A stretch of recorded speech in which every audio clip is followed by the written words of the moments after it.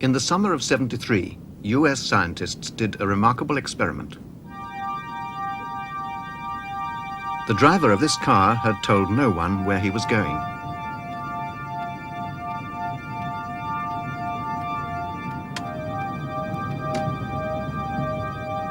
At the same time, 5 miles away, shielded from all known means of communication, physicist Russell Targ sat with a man who said he could describe the place the car would end up. By the currently understood laws of science, it should have been impossible, but it wasn't. These are the first words the man said. I'm seeing boat dock, boat jetty. Yes, definitely. Lots of little boats. Motor launch, sailboats. Definitely, boat dock or jetty. For the past 10 years, we've been investigating a phenomenon called remote viewing. Flashing. We found that many individuals are able to accurately describe what's going on in distant locations, blocked from any kind of ordinary perception. As a physicist, I would have to say one of the findings is that the mind is no longer limited by the parameters of the body.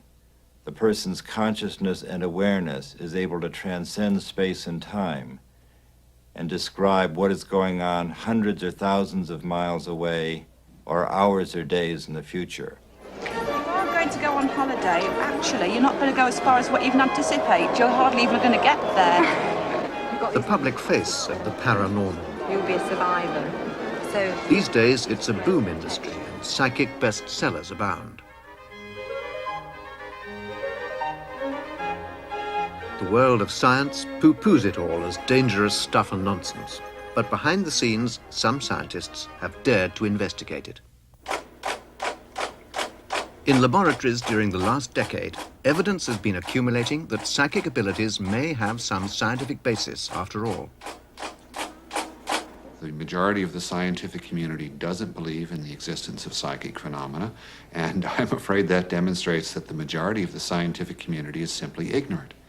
I believe anyone who dispassionately looks at the experimental work in this field will come away from it feeling that there is certainly something here that deserves further investigation. Some scientists are much bolder. Last year, for the first time, they backed their laboratory findings with hard cash and used psychic powers to speculate on the future price of silver. And they made money.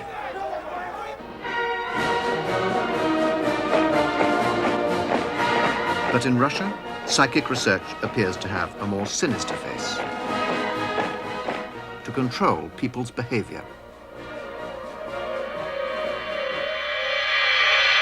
But is it really credible that man has psychic powers? The power of language, speech, and reason, yes, and the 5 senses, but a 6th sense. What's the evidence for extrasensory perception?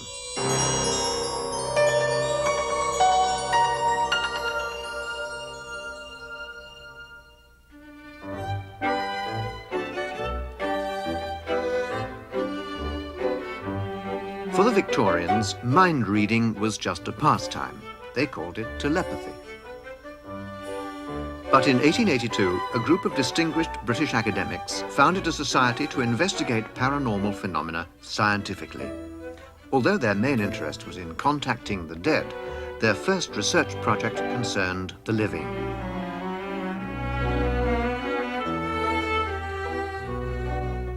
Then, as now, many ordinary people reported strange telepathic experiences and premonitions of the death of distant loved ones.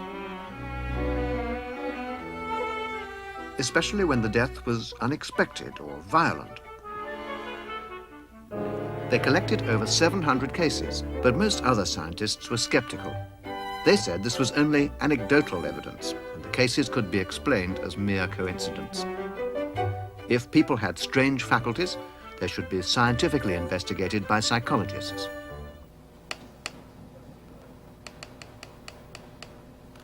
Psychology as a science really began in the 1930s, when Skinner's work on pigeons said conditioned reflexes explained the mind and faculties of man. An American botanist strongly disagreed. His name, Joseph Banks Rhine. If religion could refute materialism, it would be in a much firmer, sounder position because it stands on the assumption that there's something spiritual or extra-physical about man. In 1935, Rhine came here to Duke University, North Carolina. It's a leading center for science and medicine, but it's most famous, some would say infamous, as the place where he began research into psychic powers. Aiming to put it on a scientific footing like conventional psychology, Rhine called his research parapsychology. He began with these 5 now famous distinctive cards. With cards, he could use statistics to assess the results of his experiments. A typical test of a subject's psychic powers. She has to guess the order of a pack of 25 cards dealt face down by the experimenter. She points to each symbol to indicate her guess. There. The experiment is over. Now he counts out the number of correct guesses. You got 1 circle, To find out if she's psychic, 3 crosses, he uses the laws of chance and statistics. 2 waves. The pack of 25 cards contains 5 One lots of square. 5 separate symbols. And there should Over a be long 4 series of stars tests, here. she ought, on average, to guess 5 1, cards 2, right 3, just 4, by 5, chance. 6, 7, 8, 9, 10, 11. That's marvelous. 6, 1, But one experiment proves nothing. 4, 6. Rhine did thousands of 2, trials 2. on hundreds of people. This one tests mind over matter. Affect the fall of dice to make, say, double 6. 5, 1. 2, 1. Constant testing was necessary because for statistical proof, they needed consistent scores above chance. One complex experiment on foretelling the future. She has to list these symbols in the order she thinks the experimenter will list them after the test. A special book of random numbers tells him what order to put his list in. This is a very good score. You would expect a score of 5 by chance, but you have a score of 11. So that's really very fine. Rhine identified 4 psychic abilities: telepathy, mind-to-mind communication; clairvoyance, seeing things at a distance; precognition, knowing the future. These he called extrasensory perception. On its own, psychokinesis, moving things at a distance. And they were all called psi. Rhine said he had firm proof for 3. We can say that clairvoyance, precognition, and PK of moving targets are in this very firm category. It begins to look as though it's the capacity, psi capacity in general, including ESP and PK, is a natural property, natural capacity. Mark Hansel is Emeritus Professor of Psychology at Swansea University in Wales and is widely regarded as the world's most authoritative critic of research in parapsychology. He says Rhine's experiments were poorly conducted, his evidence was feeble, and, in any case, against common sense. There are plenty of cases of everyday activities which, if telepathy were possible, or precognition, or psychokinesis, this would become quite manifest. If anybody was telepathic, they should be able to quite easily demonstrate the effect to anybody. I'd be completely satisfied by just talking to the person for a few minutes and asking to say what I was thinking of. No difficulty. With the experiments, there'd be no difficulty if one could confirm the result. But the plain fact is that they don't confirm. The results are entirely what one would predict from a normal knowledge of the way people behave in experiments and the way people... the past history of the subject, for example, which shows that there is a very, very high incidence of both experimental error and straight outright trickery in parapsychology. Since the 1930s, about half a dozen experimenters have been found fiddling their results. The most celebrated was in the 50s, a Briton, Dr. S.G. Soule. But more damning for Rhine was that other scientists couldn't repeat his findings, and Rhine himself found his own subjects' initial high scores tended to decline, making convincing statistical proof hard to get.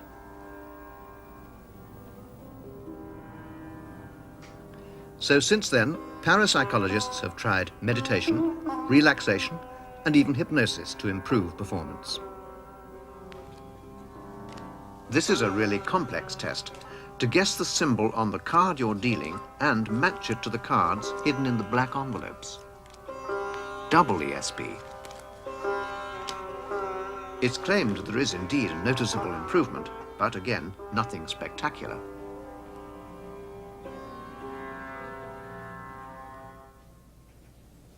But at the City College in New York, Professor of Psychology Gertrude Schmeidler found a new way of improving on Rhine's results.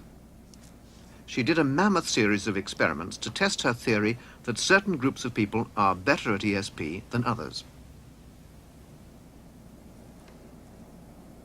The test conditions looked watertight as well as impossibly difficult. The lists of ESP symbols were hidden sometimes hundreds of yards away.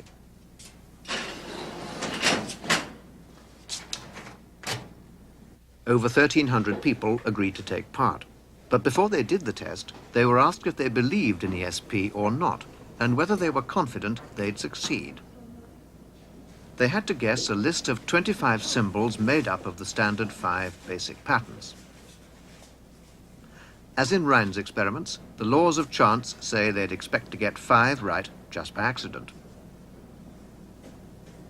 After over 10,000 trials, the scores of the believers and non-believers were added up separately. On average, the believers got just over 5 right, and the skeptical non-believers just under. Although small, the difference is statistically extremely significant. It's called the sheep-goat effect. Other scientists have also found a pretty consistent sheep-goat difference in 30 other experiments. They've studied personality, too. Although less clear-cut, extroverts seem to be better at ESP, and neurotics rather worse.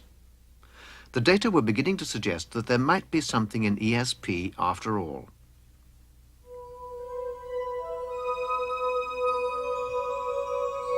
So, what's the evidence for the first ESP faculty? Telepathy. Parapsychologists knew that people often reported psychic experiences in their dreams. So in the early 60s at the Maimonides Medical Center in New York, controlled experiments were done in dream telepathy. A picture would be looked at by a sender who tried to transmit it to someone asleep in another room. During the night, the sleeper was woken and told to say what he was dreaming of. This is a recreation of a typical nightly trial. And a lady, a goddess, came walking over the ocean, and in her right hand, she let loose a butterfly, a green and pink butterfly. The laboratory reported significant results in 9 out of a total of 13 studies, which led Charles Honiton to design an even better experiment. Dreaming, hypnosis, meditation, and similar states do share certain common characteristics, the most important of which seem to be that they are all associated with functional sensory deprivation. So we developed a technique that involves a mild sensory deprivation or perceptual isolation procedure called Ganzfeld. Red globes over the eyes, white noise in the ears. A sensory deprivation technique developed by a German who called it Ganzfeld, meaning whole field. Again, the subject tries to pick up any telepathic transmission from the sender in another room. She's looking at Viewmaster slides of Las Vegas. This experiment is not a simulation. It was filmed as it happened. These were the subject's words. Some kind of a landscape.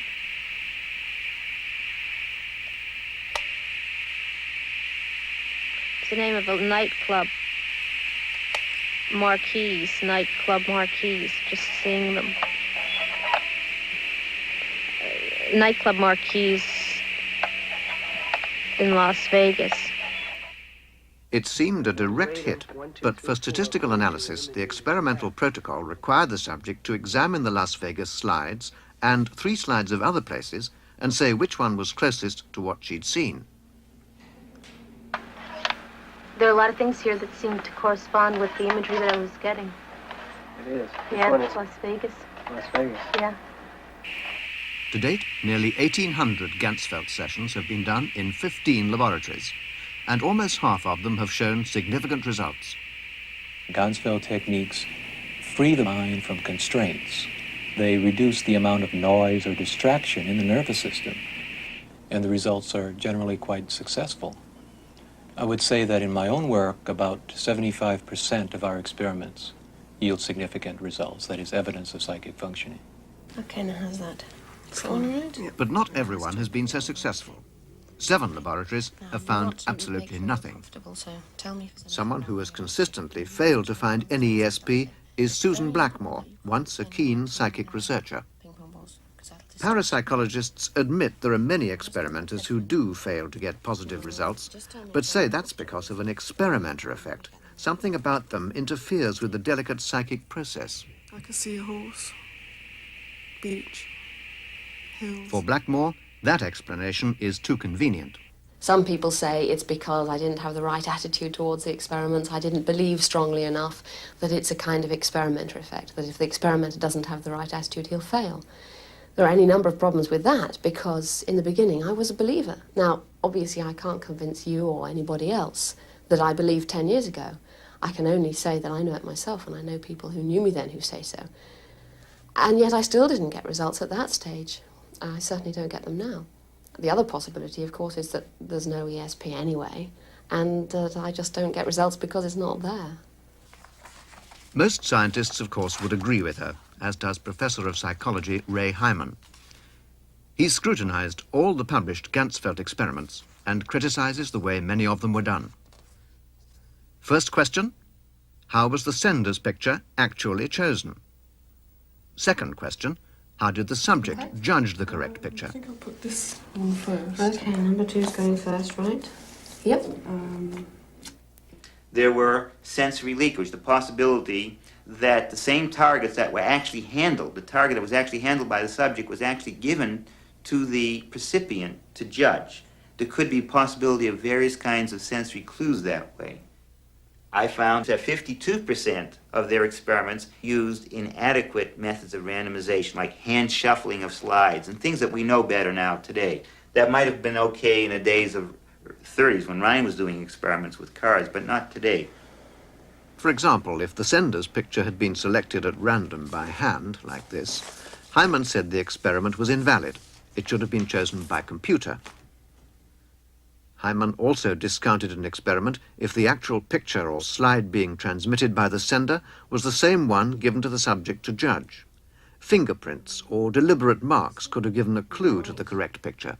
And then that one's going to be last. Okay, fine. But Hyman admitted he couldn't explain direct hits like Las Vegas other than as coincidence.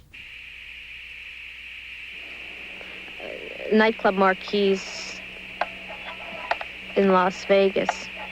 But Professor Hansel has another criticism. If they want to regard the subject as scientifically, as it were, demonstrated or proved, they have to accept the normal criteria which scientists adopt. And if one has to demonstrate the existence of some very unlikely phenomenon, one needs a demonstration of that phenomenon, which will almost invariably give the same result. So, a scientific finding to be valid must be almost 100% repeatable. But other psychologists disagree and say parapsychology is every bit as good as conventional psychology. The evidence for psi is comparable to the evidence for a variety of other phenomena in psychology. There's no great difference in the quality of the best researchers working in the field, the quality of the research they do, nor the nature of the evidence. It is true that the phenomena cannot be demonstrated on demand in the way in which in an elementary physics laboratory you can count on everybody's demonstrating exactly the same phenomenon. There's nothing like that in parapsychology. There's nothing like that in some fields of psychology, too. But because the phenomena don't seem so intrinsically unbelievable, people don't often put them to the test. Where they have been put to the test, there's often a lack of repeatability, too.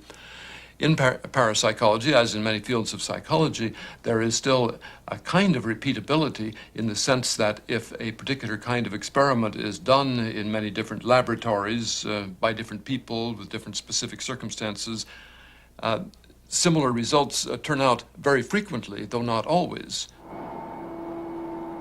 But the fundamental objection to the claims of the parapsychologists is that psychic phenomena appear to conflict with the laws of nature, and indeed physics, one of the most advanced and successful sciences in the world.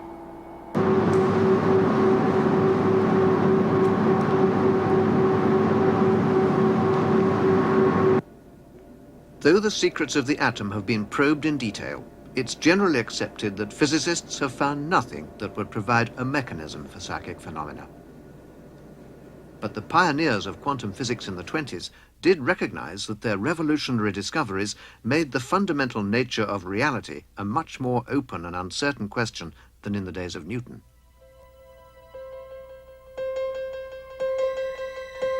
Classical physics believed matter followed regular determined laws. But the new physics found that within the atom, many things happened by pure chance. A few physicists asked, if matter is so unpredictable, could it be affected by mind and explain psychokinesis?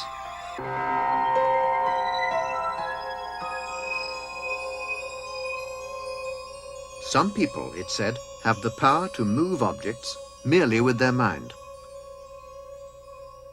Dr. Helmut Schmidt is a former research physicist with Boeing. He claims that mind can indeed affect the fundamental particles in matter.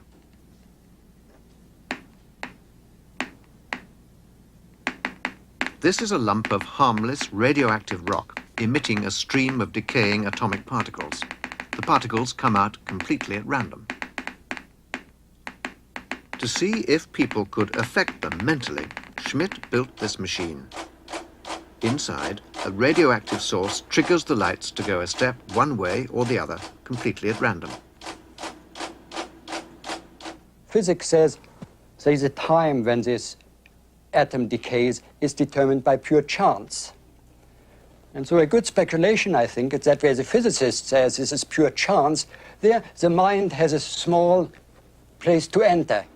Schmidt found some promising subjects and after preliminary successful trials did a formal experiment with two of them.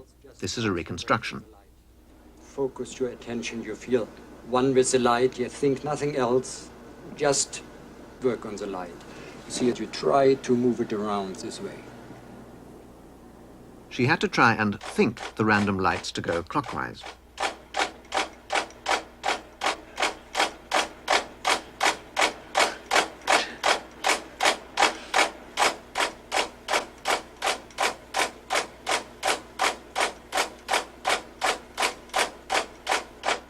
The second subject had to do the same. Ready and go.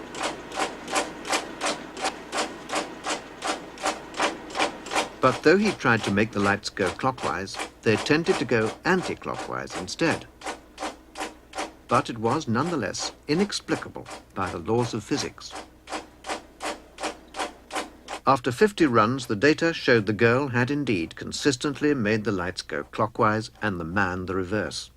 The effect was small, only a 2% deviation from chance, but highly significant to any physicist. It looks like a small effect, but we did the experiments long enough that we could say it was not chance anymore. These people were not lucky. That was a real systematic effect. And 2% may not play a big role in, you ask what it is good for, but from the basic viewpoint, there is something which is inconsistent with physics. And we certainly are used to work with small effects in physics. Obvious thought, was his machine really random? Well, Schmidt tested it exhaustively, but he reported that when no one was trying to influence it, the lights moved completely randomly. But Professor Hansel believes the results can be explained by fraud. It is possible for that either the subject or the investigator or some other person could have contrived to produce that result. If I was the subject, I think I could. I can't be certain because I haven't had this confirmed by Schmidt, but I think I could, with a little cunning, affect the apparatus to try to achieve a high score. It's also possible that that machine can be fiddled in some sort of way by the investigator, using his nail file or some such thing in the printout apparatus. Naturally, Schmidt totally rejects Hansel's explanation. He says his machine had elaborate safeguards to detect any malfunction, including tampering, and there were 2 permanent records of each trial, in the machine and on tape. Even fellow critics question Hansel's approach. Hansel has a tendency to believe that if any experiment can be shown to be susceptible to fraud, then that immediately means it no longer can be used as evidence for psi. I do sympathize with the parapsychologists who rebut this by saying, well, that can be true of any experiment in the world because there's always some way you can think of how fraud could have gotten into an experiment. You cannot make a perfectly 100% fraud-proof experiment. This would apply to all science. Another of Schmidt's mind-over-matter experiments. Here he asked 35 subjects to try to make the red light come on more often than the green. This time, the experiment was run from 30 feet away in the basement. The lights were controlled by one of 2 random generators, which swapped between each other, also at random. One generator had much more complex electronics than the other, but interestingly, the subjects did equally well on both, scoring 4% above chance. Schmidt concludes psychokinesis must be goal-oriented. People seem to be able to make it work without understanding how they're doing it. But Professor Hansel's not impressed. It's very difficult to see why so much interest and time has been spent on these experiments.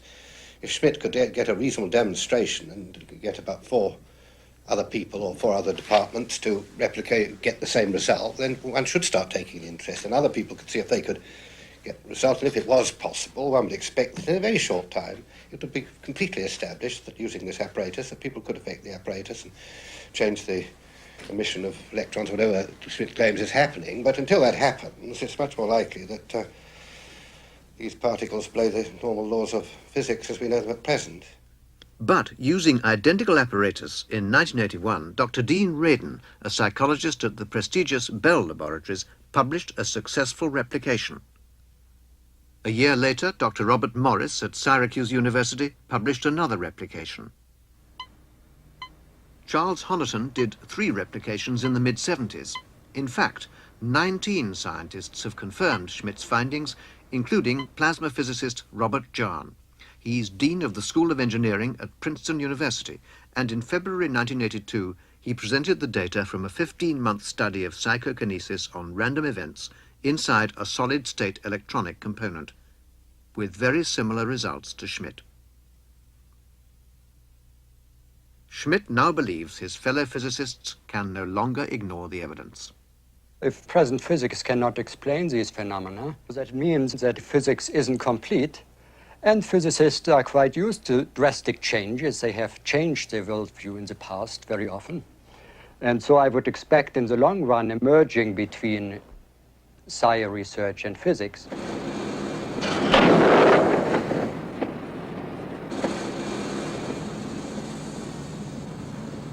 Helmut Schmidt's not the only physicist to pioneer experiments in psychic phenomena. Others have joined him from the high-powered world of the laser.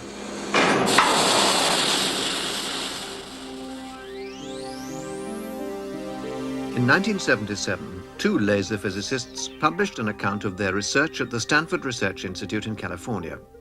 Harold Puthoff is a laser patent holder, like his colleague Russell Targ, and they've made an intensive study of the 3rd major psychic faculty, clairvoyance.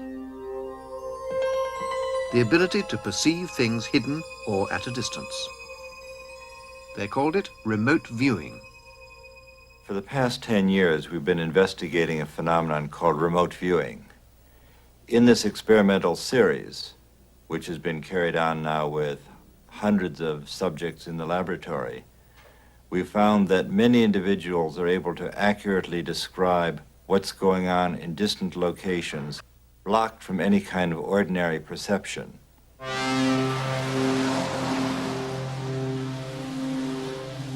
Stanford Research Institute is a major scientific establishment that handles hundreds of private and government research projects a year. Targ and Puthoff began their first formal experiments in 1973 with a psychic, Pat Price. Typically, they were done like this. While Targ remained with Price in the laboratory, Puthoff left with a colleague for a nearby location without, naturally, telling Targ or Price where he was going. At a prearranged time, Price tried to locate him. The electrically shielded cage guarded against radio contact, and an impartial witness was always present. The Price experiments are among the most challenging in the whole history of psychic research, so we are reconstructing them in some detail, drawing on the records and transcripts of the original experiments. Pat Price, who was a bluff, no-nonsense police commissioner, died in 1975. What kind of place do you experience them at? What do they seem to be doing at their location? An actor speaks his words. Well, they seem to be high up in a tower. I keep flashing on Coit Tower. I see there's red roofs, tile floor and roof. Now they're walking through colonnades. It seems to me this it's a building, a separate building by itself, a library, a museum of some kind. Could this be Hoover Tower at the Stanford campus? It was. Puthoff had indeed gone to the top of the Hoover Tower. Below him were the red roofs and red tiles as described by Price. Price had also correctly identified colonnades and the fact that the tower contained a museum and library. But could it have just been a lucky guess? Was there a flaw in the experimental procedure? The Hoover Tower target site had been selected from one of 60 possible locations locked away in the laboratory director's office. A mini computer had been used to generate a random number indicating the envelope to be chosen. In another experiment, the target chosen was a local marshland nature reserve. I get this image of crosshairs, looking at crosshairs. Well, getting closer, it's more like an intersection. I get the feeling of a botanical area with crosswalks, very geometrically laid out. A direct hit, but notice the catwalks can only be seen as crosshairs from the air.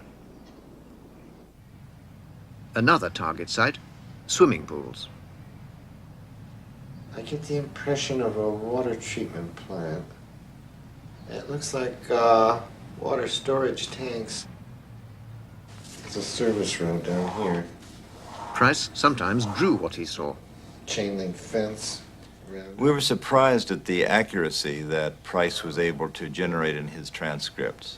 In one of the cases where the target was a swimming pool complex, he actually described the dimensions of the pools to within 10% of their physical size. When he looked at the various sites he was able to describe for us, it was as though he came zooming in from thousands of feet in altitude, scanned the Bay Area until he found the people at the target site, and then described what they were looking at.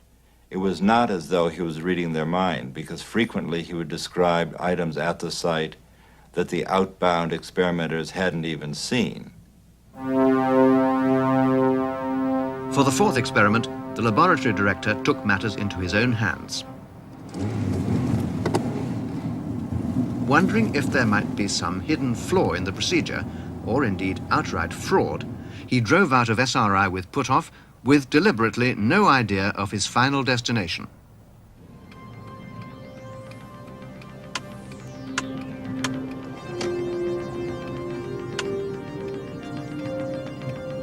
He decided to head west, but after 5 minutes suddenly changed his mind and went in the opposite direction.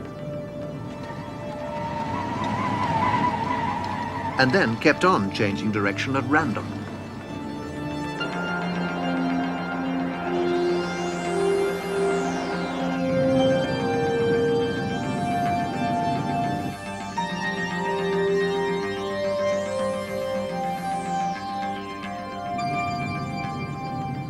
He finally ended up about 5 miles up the coast at an out-of-the-way marina. Can you tell me what you're experiencing with regard to where our outbound experimenters have gone?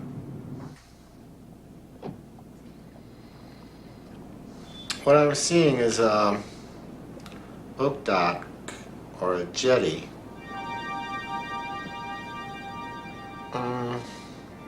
It's about in that direction from here. Yes, a lot of little boats, motor launches, sailboats. Some of the sails are furled. Boat dock or jetty. It's funny. Someone flashed in.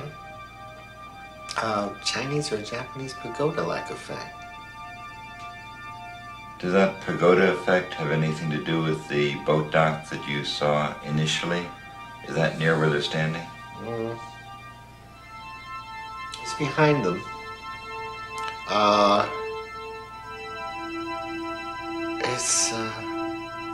It's like a restaurant. Highly manicured lawn. Where the hell would that be? The building was indeed a restaurant.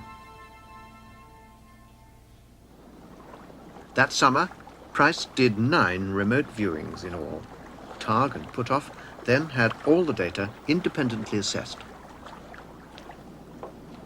A scientist totally unconnected with the project went to each of the 9 target sites armed with transcripts of all the experiments. He was asked to read each transcript and then judge which of the 9 sites most closely corresponded to the various descriptions Price had given.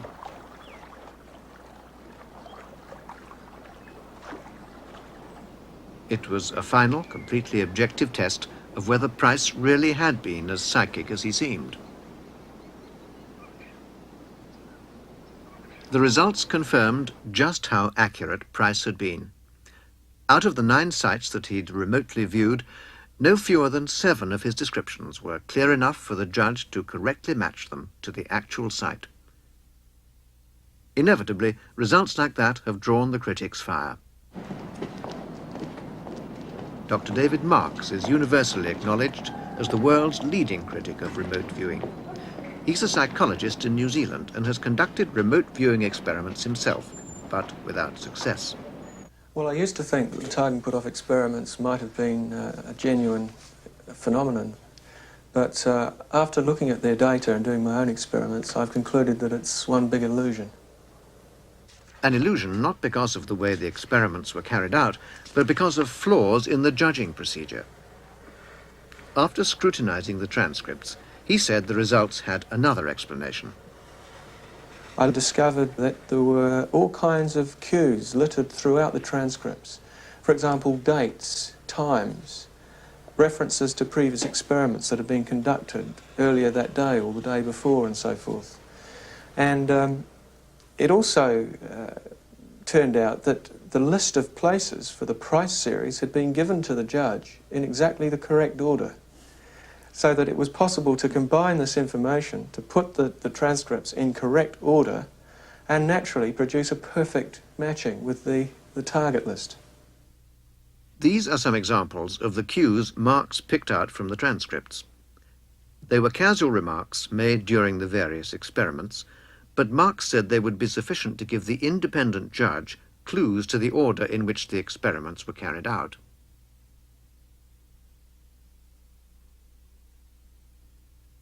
Marks gave those cues to independent judges in New Zealand, together with a list of the sites in the order the experiments had been done. And Marks claimed that from the cues alone, his judges were able to match up the viewings just as correctly as the one in California. But did the original judge really use those cues to make his assessment? Another psychologist who studied the experiment doesn't think so.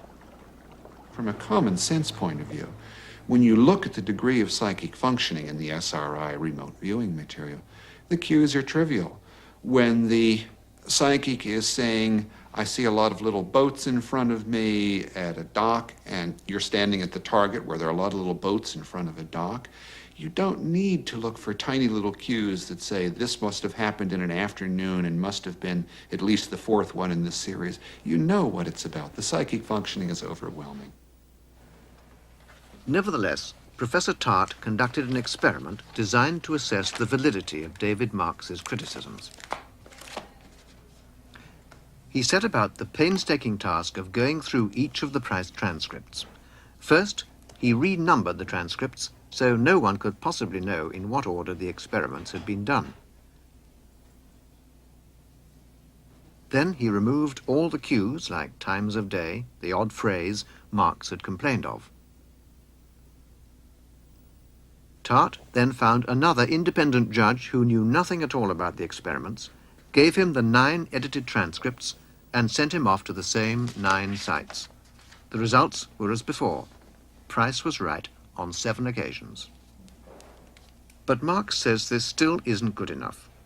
Tart's judge would have had access to the book published by Targ and Puthoff, which actually prints details from at least 4 of the transcripts from the Price series. And so either by just looking it up in the book or by using memory from previously reading the book, the judge could have matched up the transcripts quite correctly by totally non-psychic means. And the other factor, of course, is that one of Targ and Puthoff's collaborators, Charles Tart, actually did the editing. And we simply can't trust this type of editing since he's obviously biased. It's a charge parapsychologists have often faced. This is what scientists call an ad hominem argument, and it's a wonderful compliment to one's professional integrity because it means that what you've done is so obviously correct that your critics are reduced to questioning your integrity. I'm flattered and honored. Russell Targ has a more unorthodox response to his critics. Well, there's of course no way to deal with people who don't want to know. By and large, the critics who've been interested enough in our work to come to our laboratory, we have asked them to take part in experiments and experience remote viewing themselves. We'll sit them down, have someone go and hide in the Bay Area, and then with a lot of preparation on their part, we will be able to elicit a remote viewing description from them, which is often very accurate indeed. And the activity of experiencing successful psychic functioning has been a substantial motivation to skeptical people changing their mind. Sympathetic scientists at SRI tried first. This tennis court was the target, and this is what was drawn.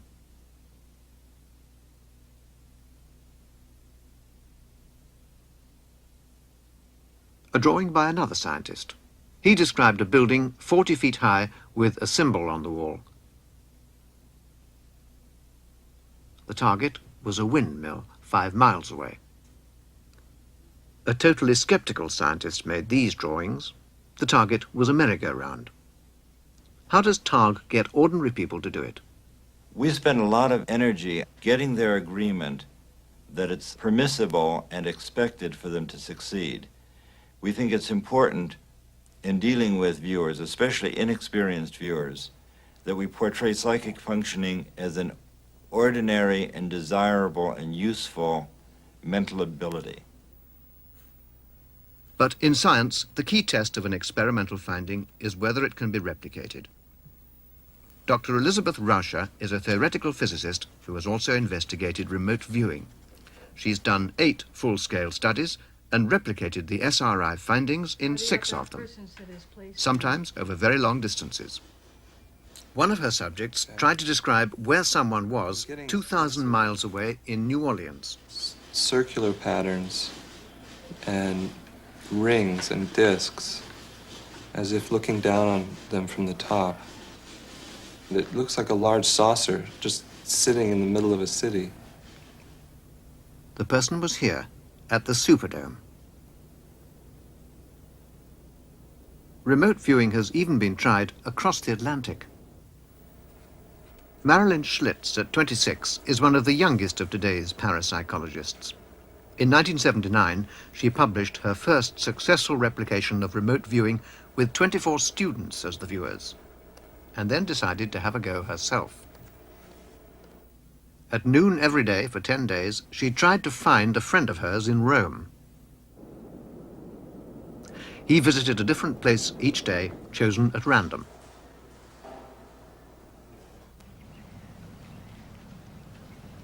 How on earth do you find someone nearly 5,000 miles away?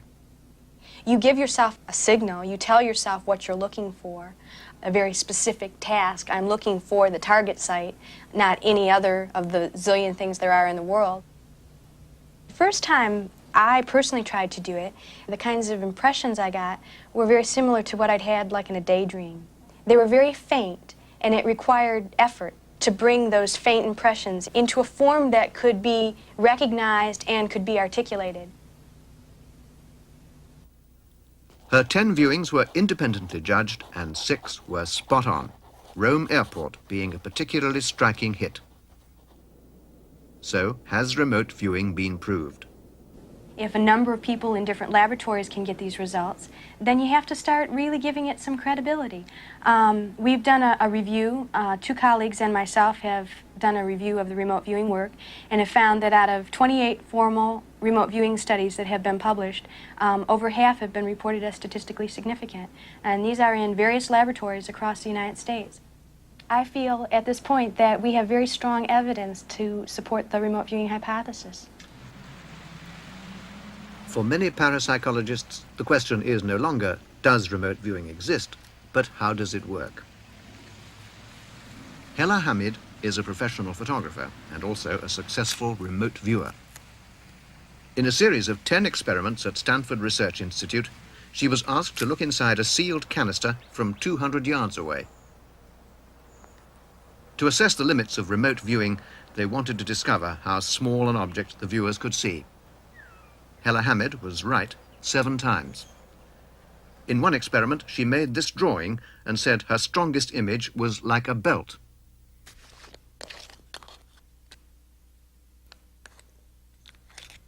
Inside the can was this leather belt keyring. In another experiment, she described a long, thin, silver-colored object with a nail head at the end. The hidden target was a bobbin and pin.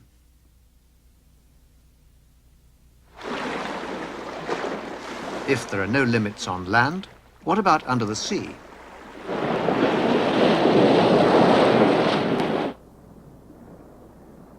Seawater is an excellent shield for virtually all electromagnetic radiation. Would it interfere with remote viewing? Apparently not. Even at 500 feet down and 500 miles from the target, the viewer correctly described an enclosed space with a pool, large doors, and people walking around. The target was a shopping center with an indoor pool. But although the mechanisms of remote viewing are currently inexplicable, Targ isn't worried. We don't feel that this contradicts modern physics, and it certainly doesn't make modern physics wrong, because modern physics is an enormously successful body of knowledge. What it says is that modern physics is incomplete in many ways and is presently inadequate to describe the data that we've accumulated over this past 10 years' research. Stand by. Turn over. We asked to see a real live experiment. Take one. Today is Tuesday, February 8th, 1983. It's 10 minutes after 10, and this is a remote viewing experiment with Russ Targ and Hella Hamid. We had 6 on. At 10 o'clock, the BBC's Sonia Ledley went to the site with SRI researcher Keith Harari. The 6 possible sites were St. Mary's Cathedral, columns by a lake, a supermarket, a whale skeleton in a museum, a modern stone fountain, and a sailing ship moored by a dock. Hella Hamid was 30 miles away. No one in the room had any idea which site had been chosen. At 10:10, she began her description. I've been having for quite a while an image of a very narrow light streak in the middle of a dark area, and I'll draw it in a minute. Very geometrical. It's a diagonal kind of. This is the light wood, you know, wood area. It's light. It's beige. Okay.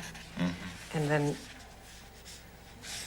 along here is this wall, which seems to be made up of large building stones or some other textured material.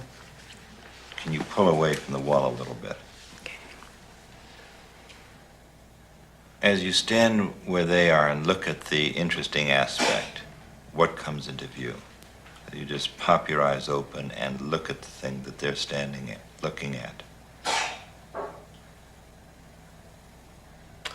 They seem to be looking at some small detail of something.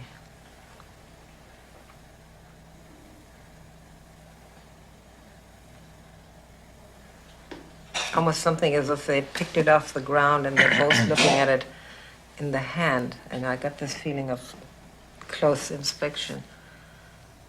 Hella, could you drift up in the air and look down on this site? Do you see a plan view that you could draw? A compound. I'm sorry, I can't give you explanations. If we had explanations, it'd be wonderful. We've been working for so long trying to figure out how it works. We know it works, you know, with all the controlled experiments, but we don't really have very much idea how. If remote viewing works, is it any more than a laboratory curiosity? After all, compared to normal vision, it seems pretty feeble. But in Los Angeles, one company thinks it can be exploited commercially.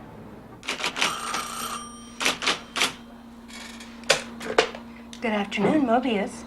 Mobius was founded 6 years ago by Stephen Schwartz, a 40-year-old ex-Navy consultant. Okay, all right.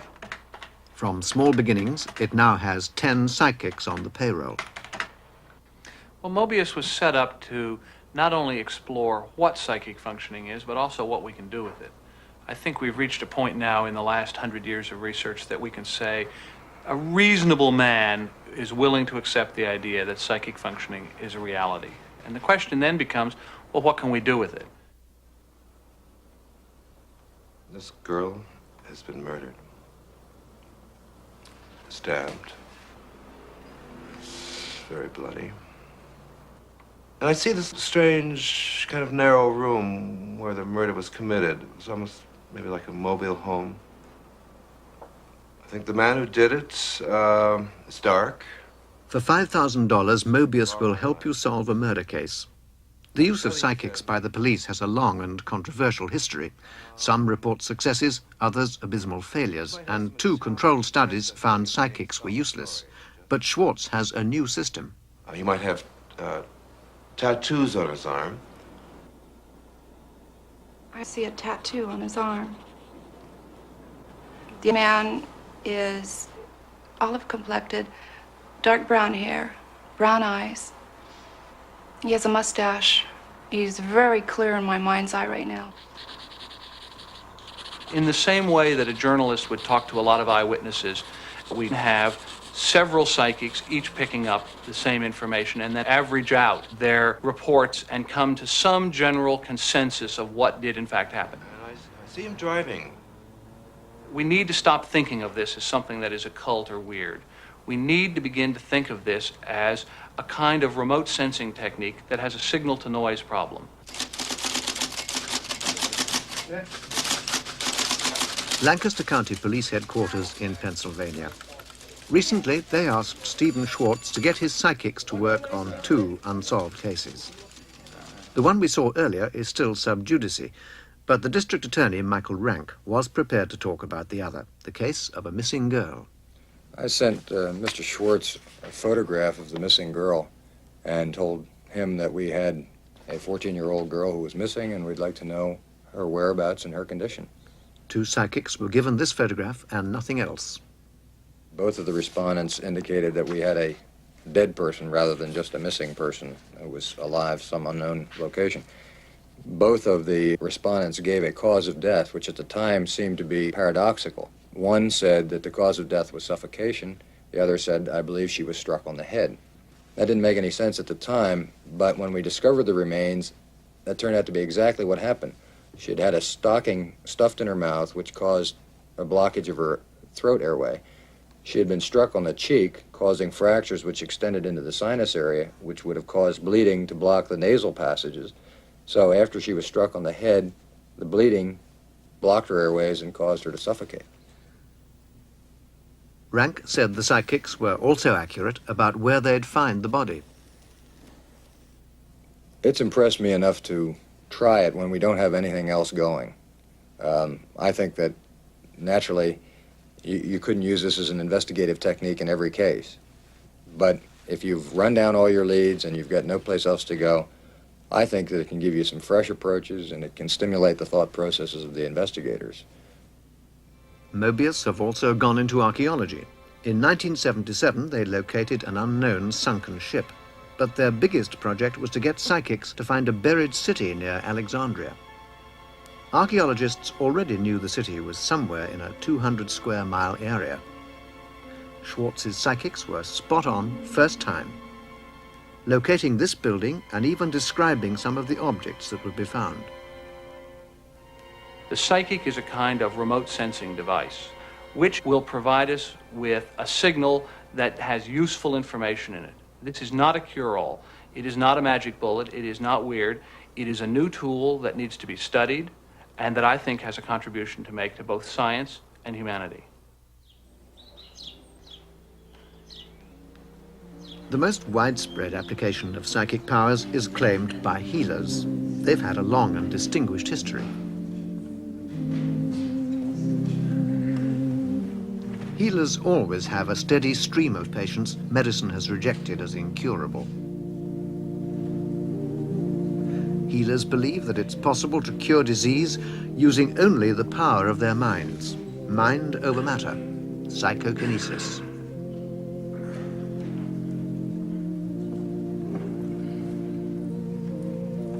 Healers' successes tend to be dismissed by doctors as due to suggestion or spontaneous remission. But many parapsychologists now believe there is a psychokinetic effect at work. Dr. William Broad at the Mind Science Foundation in Texas is doing controlled experiments to test whether it's really possible to affect someone at a distance. In an isolated room 100 feet away, this girl is being played relaxing music.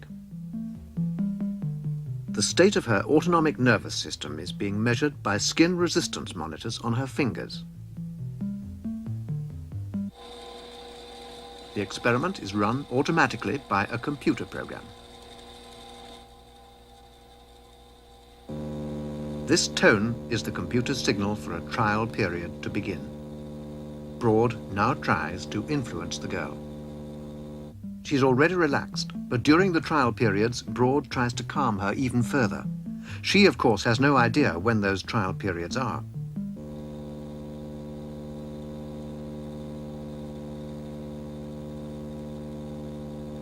A trial period ends after 30 seconds. Broad stops influencing, and immediately the pen trace, having been quite flat, starts to move. What we're showing you is not a simulation or a recreation. The experiment was filmed as it happened.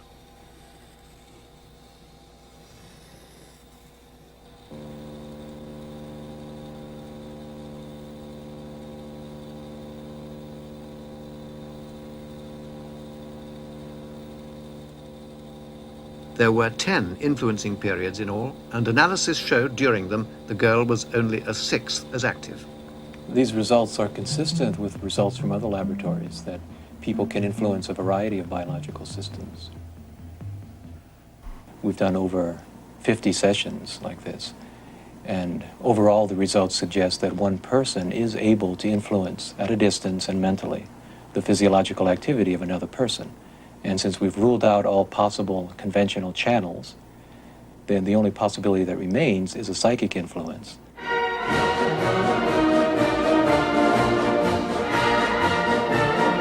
It's in Russia that research on affecting people at a distance has been most developed.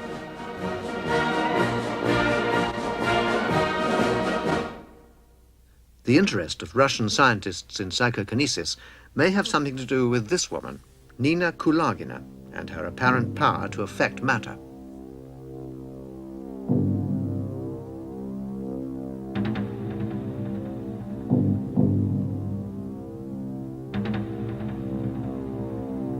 In the West, parapsychologists often consider this kind of area a minefield because many of the effects can be achieved by trickery. But in Russia, psychokinesis is taken very seriously. Karl Nikolaev is another Russian with apparent psychokinetic power. He's taken part in controlled experiments to discover its mechanisms.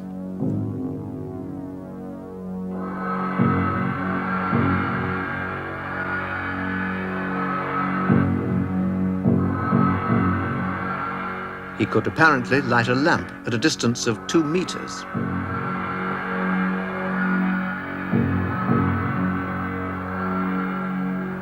Of course, it could be a clever trick, but the experimenter, Dr. Gennady Sergeyev of Leningrad, said the effect was genuine. He concluded psychokinesis might be some kind of electromagnetic radiation. But most of what the Russians are doing never gets out.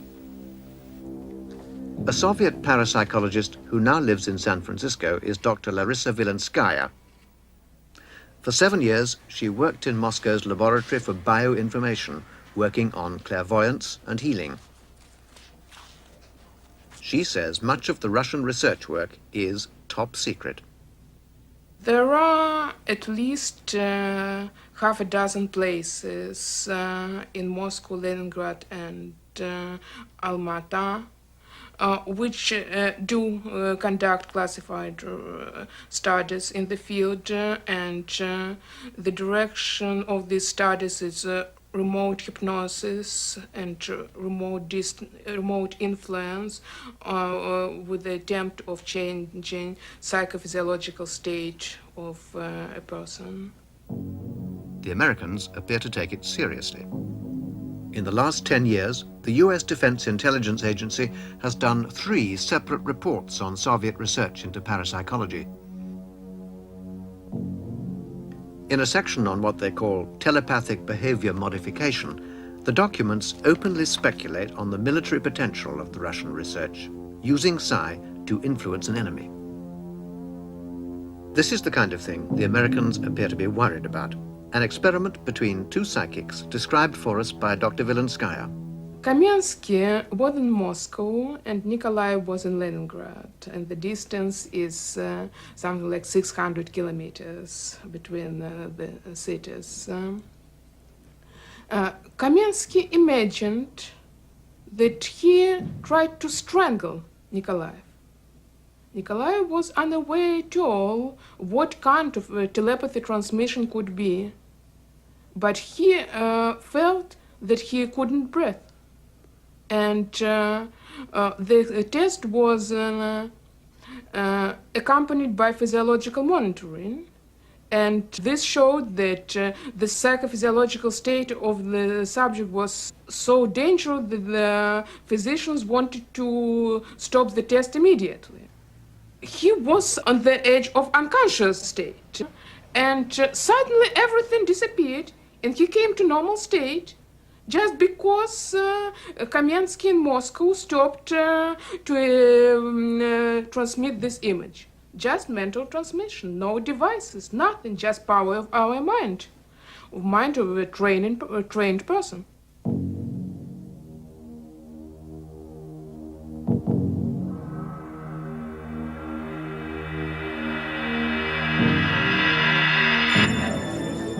controlling Western leaders' behavior sounds like complete science fiction. But it's clear from the Defense Intelligence reports that the Americans don't entirely rule it out. Well, now you'll make me all homesick again. Professor Tart has done a study of military research in parapsychology. Is there really any truth in it? I'm sorry you asked me about that. I would like to think, as some people believe, that psychic powers somehow come from some high spiritual level and can only be used for good. But I don't know anything else in this world that can only be used for good, so I'm afraid there are military uses for psi. Now, I say I hate to talk about this. The implications of it are fairly grim, and I don't think I really need to elaborate. But behind the scenes, for over a decade, the US government has also been funding psychic research. And where? Stanford Research Institute in California, the place where Russell Targ and Harold Puthoff did all those experiments in remote viewing. The Salmon Tail Bridge. No? Russell Targ left SRI last January and is now preparing a book on some of their recent research. But part of their work at SRI has never been fully reported. We asked him who'd been funding it. We've been funded by a variety of private and governmental sources over this past decade. What is the government, a source of government funding? I really can't comment on the government funding at SRI. That would be a private SRI matter. Are you saying that the work you've been doing is classified? I really can't talk about matters of classification, as you can imagine. We approached SRI, but they refused to talk to us. But it's clear from some of the published accounts that they've been working on an extraordinary version of remote viewing. They called it Project Scan8, and it involved a number of psychics, among them Pat Price, the policeman, Ingo Swann, a New York artist, and the photographer Hella Hamid. Scan8 stands for Scanning by Coordinate. The principle was to use the lines of latitude and longitude to remotely view anywhere on the globe. Only a few examples have ever been published. In one experiment, psychic Ingo Swann was asked, "What do you see at 49 degrees 20 south, 70 degrees 14 east?" Those were the coordinates of a small island in the Indian Ocean, the French island of Kerguelen. Swann immediately made this drawing, describing in topographical detail an island with bays, swamplands, and a large mountain to the west.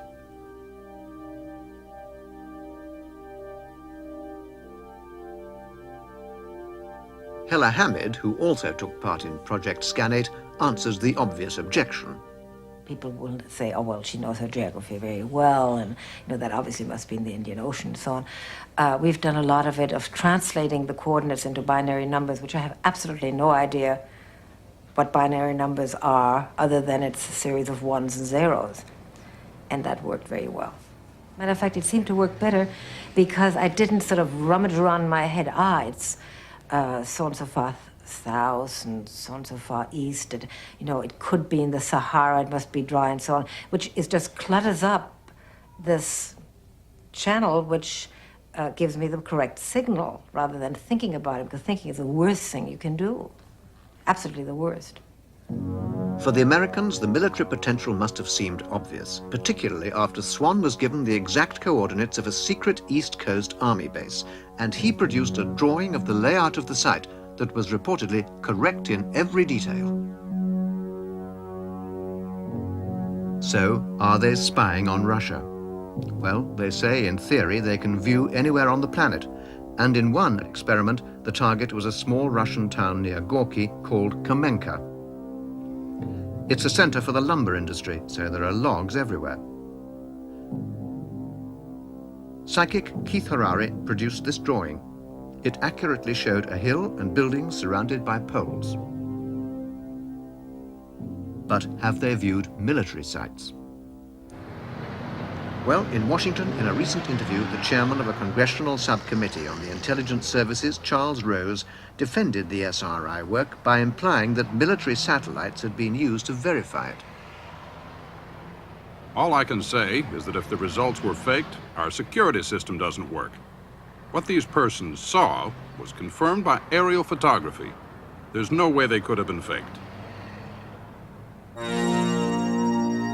But why use remote viewing if you've got satellites?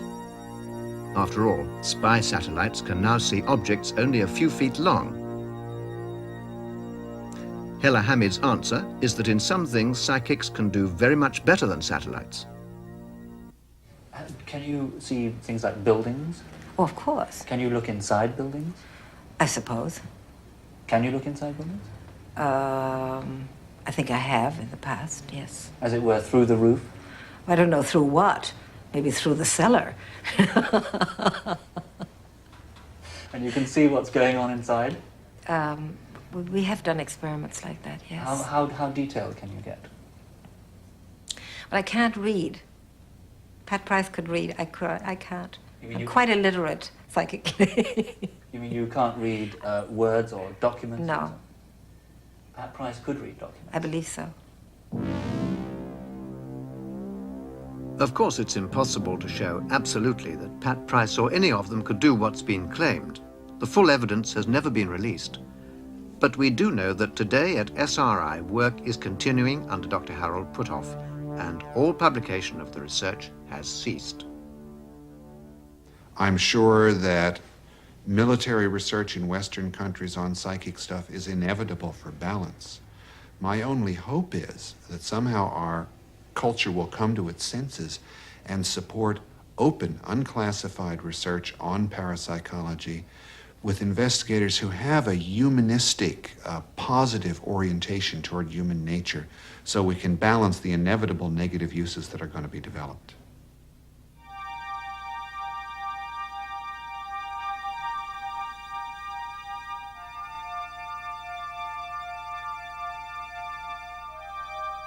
Psi research is at a crossroads.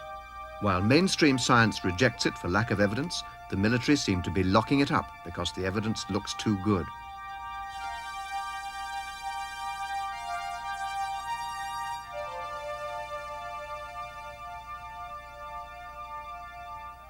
But last year, here in San Francisco, ESP entered the world of big business with the formation of a new company. It was called Delphi.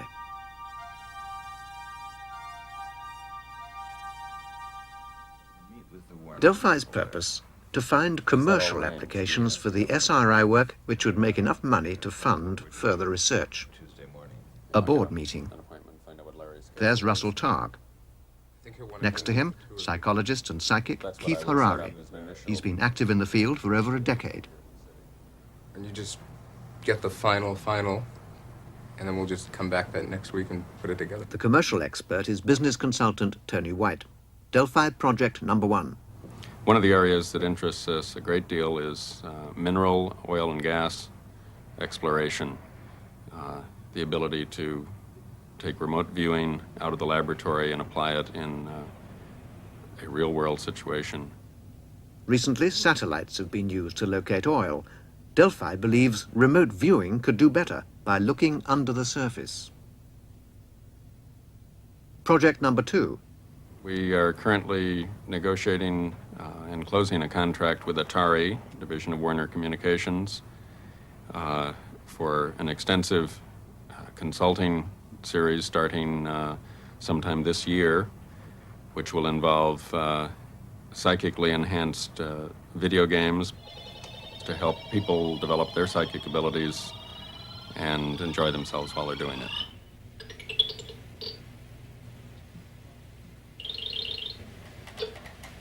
But there are others in the field. Charles Honiton's laboratory in Princeton has already developed a range of psychic video games. This is called Psyball. It's a test of psychokinesis. Keep the ball in the center of the screen with your mind. But Delphi's project number 3 is the biggest of all. It involves the last great psychic faculty, precognition.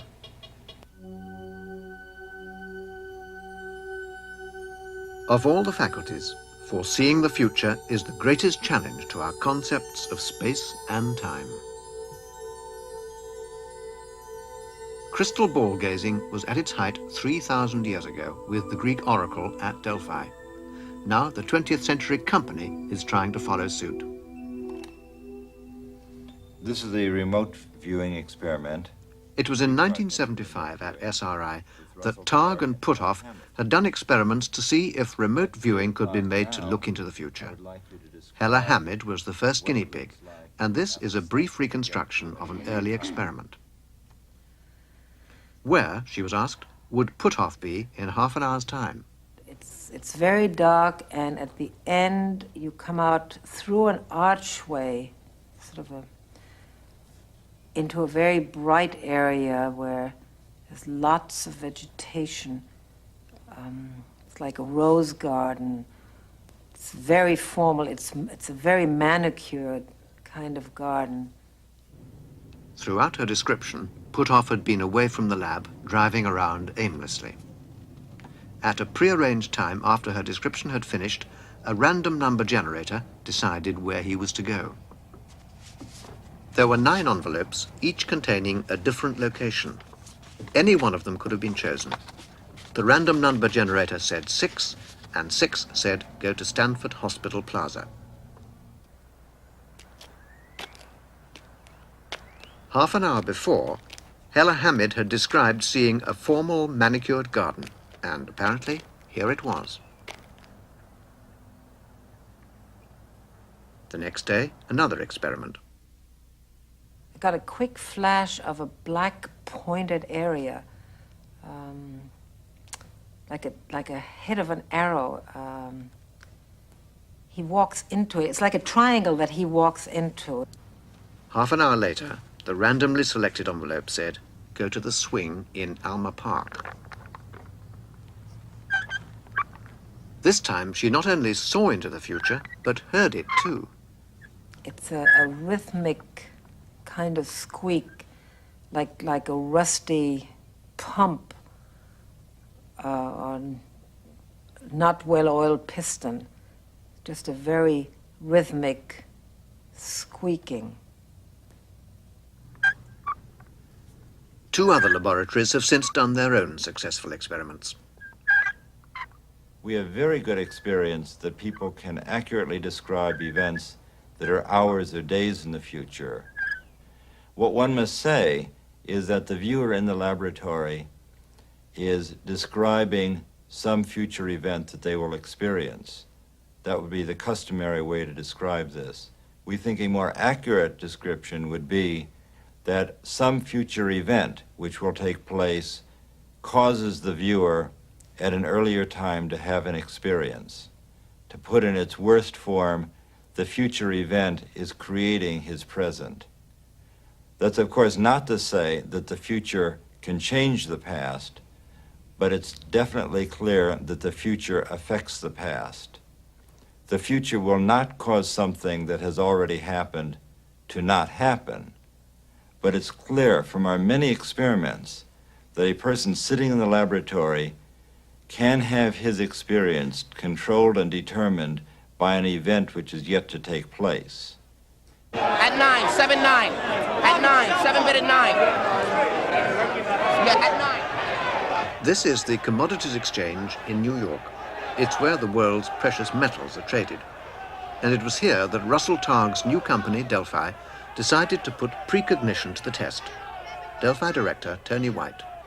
We have a program which started in the middle of last year for a number of private investors in which we generate predictions for the commodity futures market.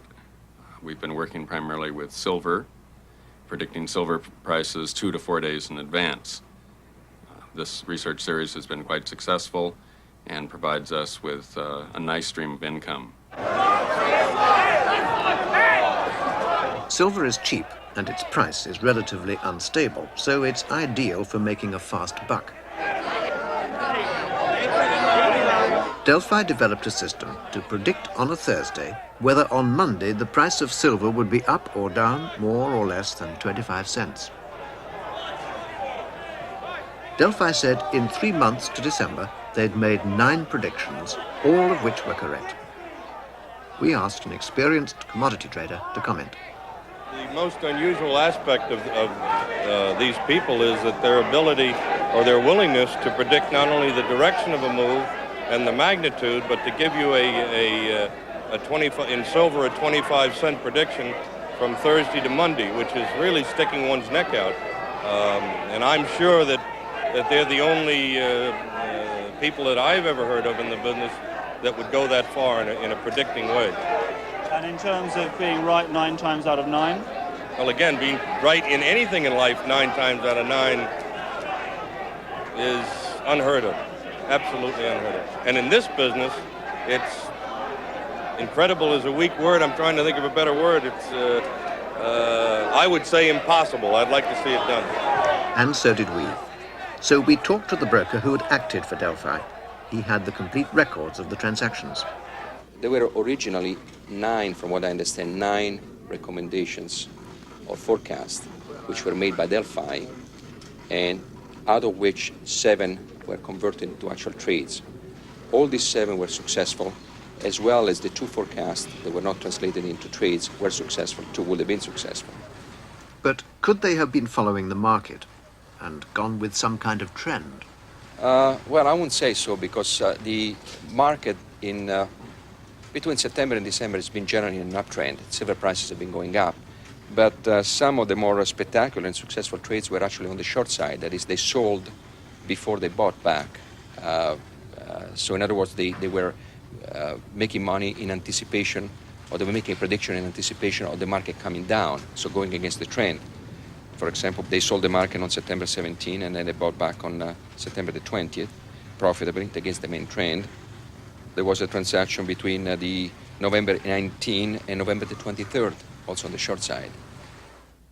Okay, Tony White, can you tell us how you did it?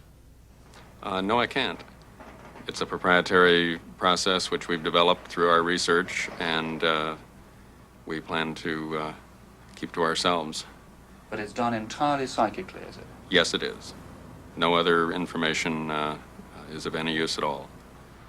Keith Harari had done the forecasting. Target? Probably something like this. Okay, do it again. Target? They said it was a modified form of remote viewing, but it didn't involve looking directly at the numbers on the board. Earlier this year, however, the system failed. But they say they've now ironed out the problem and are poised to re-enter the market. And they're more than satisfied with progress so far. Our investors made profits in the middle 6 figures, 1982. Middle 6 figures, but that is what, over $100,000? 6 figures is the initial $100,000. So $500,000? Somewhere between 100,000 and $1 million. Parapsychology has come a long way since it guessed at cards. But orthodox science continues to reject it. After all, compared to our normal senses, they say, ESP and psychokinesis, if true, are feeble and erratic. And in any case, they violate the laws of physics and common sense. Extraordinary claims, they say, require extraordinary evidence. But parapsychologists say, today we now have that evidence in plenty. Historically, a lot of criticisms have been leveled against the area, which have all been met progressively. So now the scientist is left with 2 alternatives. Either these data are real and should be accepted as any other data, or some kind of fraud is involved. And this fraud hypothesis doesn't make sense in terms of the distribution of the effects and the people who are doing the experiments. It becomes almost as paranormal as the hypothesis under investigation to assume that there's some giant conspiracy of producing fraudulent data. Well, I think the evidence for the reality of psi is overwhelming. I don't see how any intelligent scientist can read the evidence for psi and doubt that it exists. Now, there are irrational factors that make people reject that, of course, but just the quality and sheer variety of the evidence is very powerful. Now, most scientists say psi apparently violates physical laws. But if you ask them precisely what does that mean, and have we investigated this empirically instead of just decided theoretically, you'll find out they haven't done anything. I don't think we know that much about the universe.